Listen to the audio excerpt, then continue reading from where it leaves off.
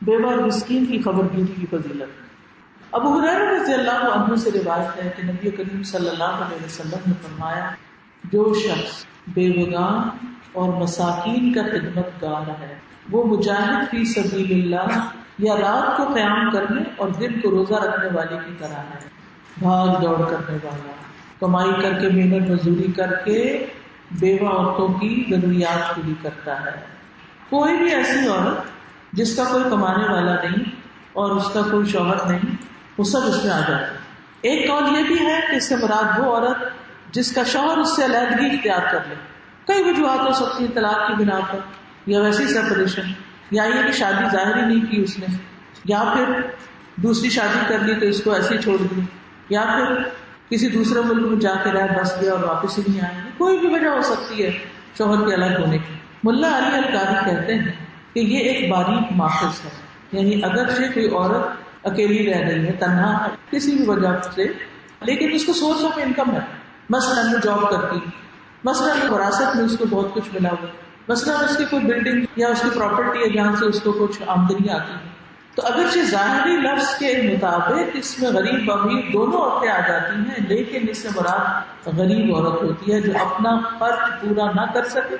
اور اس کا شوہر بھی، چاہے یہ باپ ہو یا کوئی اور رشتے دار ہے، ماموں ہے، چچا ہے، تو یہ مجاہد فی سبیل اللہ کی طرح ہے۔ کیونکہ مجاہد فی سبیل اللہ بھی کیا کرتا ہے، اپنا مال خرچ کرتا ہے، بھاگ دوڑ کرتا ہے، جان لگاتا ہے، اپنے نفس کی مخالفت کرتا ہے، اپنے رب کی رضا چاہتا ہے، تو یہ شخص بھی یہ ساری کوالٹیز رکھتا ہے۔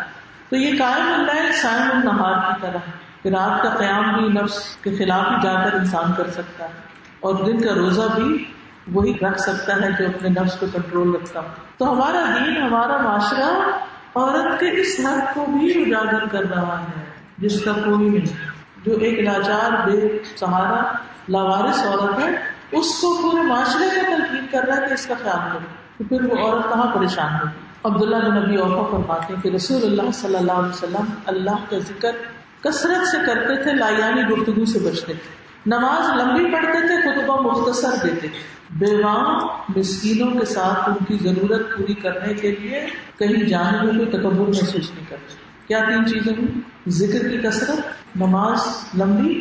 اور بیوہ مسکین کی ضرورت پوری کرنے کے لیے محنت کرنا۔ حضرت عمر کی بیوہ عورتوں کے بارے میں فکر کی۔ عمر بن میمون کہتے ہیں کہ میں نے عمر بن خطاب کو زخمی ہونے سے چند دن پہلے مدینہ میں دیکھا تو عمر رضی اللہ عنہ نے فرمایا، اگر اللہ نے مجھے زندہ رکھا تو میں عراق کی بیوہ عورتوں کے لیے اتنا کر دوں گا کہ پھر میرے بعد وہ کسی کی محتاج نہیں رہیں گی۔ راوی کہتے ہیں کہ ابھی اس گفتگو پر چوتھا ہی دن آیا تھا کہ حضرت عمر زخمی کر دی گئی، شہید ہو گئے۔ عمومی طور پر بھی ہمیں مسکینوں سے محبت کرنی چاہیے، ان کے لیے ہمارے دل نرم ہونے چاہیے، مسکینوں کا خیال رکھنا چاہیے۔ رسول اللہ صلی اللہ علیہ وسلم نے رات کے وقت کھجوروں کا پھل توڑنے اور فصلوں کی کٹائی سے منع کیا ہے۔ جعفر بن محمد کہتے ہیں میرا خیال ہے یہ مساکین کی وجہ سے، کہ کوئی چپ کے رات کو سب کچھ کاٹ کے نہ لے جائے، کہ مسکینوں کو کچھ بھی نہ دینا پڑے۔ نبی صلی اللہ علیہ وسلم نے فرمایا، مال و دولت بھی ایک خوشگوار سبزہ زار ہے، اور مسلمان کا وہ مال کتنا عمدہ ہے جو مسکین، یتیم اور مسافر کو دے دیا جائے۔ صحابہ بھی مسکینوں کے ساتھ بڑا اچھا سلوک کرتے تھے، جن میں جعفر بن ابی طالب بڑے ٹاپ پر ہیں۔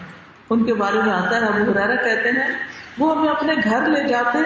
جو گھر میں ہوتا ہمیں کھلاتے، یہاں تک کہ بعض اوقات یہ ہوتا کہ صرف شہد یا گھی کی کپی نکال کے لاتے، اس میں کچھ نہیں ہوتا تو ہم اس کو پھاڑ کے اس کو چاٹ لیتے تھے۔